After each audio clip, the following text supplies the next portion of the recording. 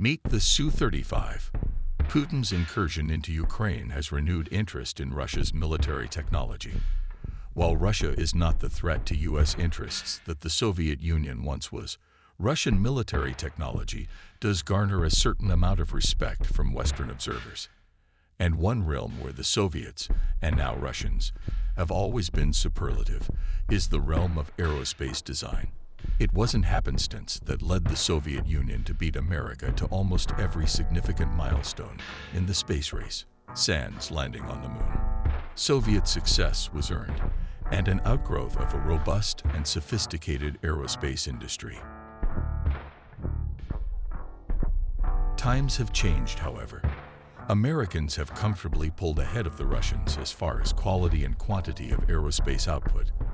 And Russia is no longer America's primary aerospace competitor. That distinction belongs to China, which has revisionist designs on the Indo-Pacific and has already fielded over 200 Chengdu J-20 fighters, a fifth-generation aircraft. But Russia still has a capable fleet of fighter aircraft, certainly sufficient to give America pause. And one of the foundational pieces of the Russian fighter fleet is the Sukhoi Su-35.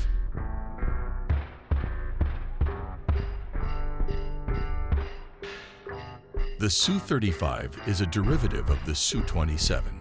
The Su-27 debuted in 1977, back when the Soviets and Americans were engaged in an arms race, and when the two nations' aerospace development corresponded with one another in a tit-for-tat manner.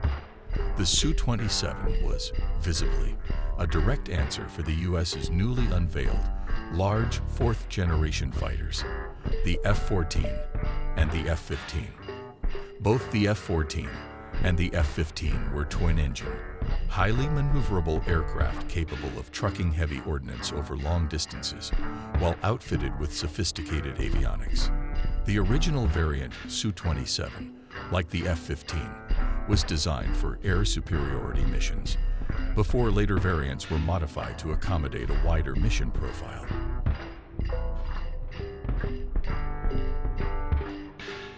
The Su-27 entered service in 1985 and was used for two main purposes.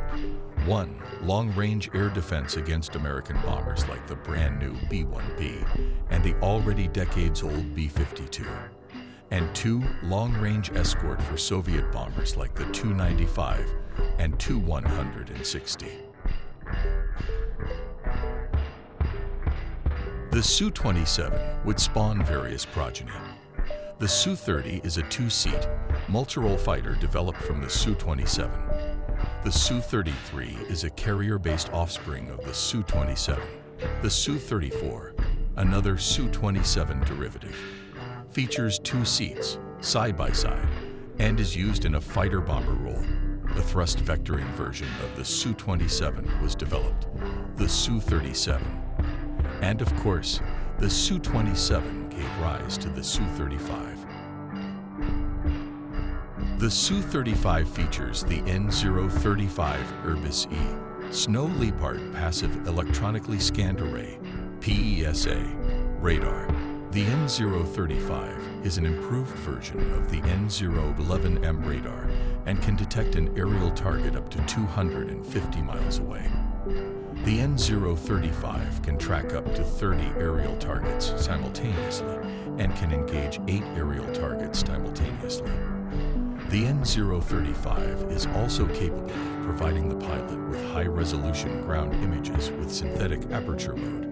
Synthetic aperture mode is a form of radar that can create two-dimensional images or three-dimensional reconstructions of objects, a mountain range below.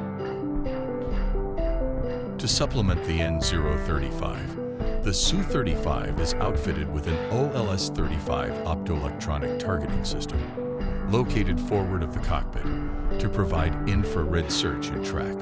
For defense, the Su-35 relies on the L-175M Kibini and electronic countermeasure system to reduce the Su-35's radar cross-section. The jet is outfitted with radar-absorbent materials on the engine inlets and on the front stages of the engine compressor. The result is a radar cross-section that has been halved. Still, the Su-35 is not a stealth aircraft, not like the F-22 or F-35. The Su-35 is outfitted with two Saturn AL-41 F1 turbofan engines, like the F-22 and F-35. The Su-35's Saturn engines are equipped with thrust vectoring nozzles, which allow for super maneuverability. As Sukhoi's chief test pilot, Sergei Bogdan, explains, the classical air combat starts at high speed, but if you miss on the first shot, and the probability is there because there are maneuvers to avoid missiles, the combat will be more prolonged. After maneuvering the aircraft, we'll be at a lower speed, but both aircraft may be in a position where they cannot shoot.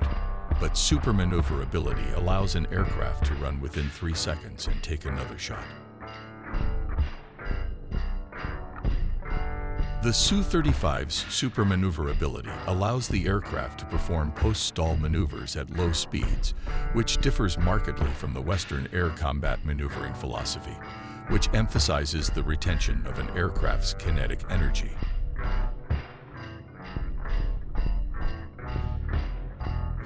The Su-35 has been deployed over the skies of Ukraine. Performing air superiority missions, the Su-35 has recorded at least 7 air-to-air victories against Ukrainian jet aircraft, and one against a Ukrainian Mi-14 helicopter. Multiple Su-35s are known to have been shot down over Ukraine. 2 of the downed Su-35s fell to friendly fire from Russian S-300 surface-to-air missiles. The superiority of the Su-35 relative to Ukrainian aircraft is part of why the Ukrainians have pushed their Western allies for Western fighters like the S-16. Harrison Cass is a prolific defense writer with over 1,000 articles published. An attorney, pilot, guitarist, and minor pro hockey player, Harrison joined the U.S. Air Force as a pilot trainee but was medically discharged.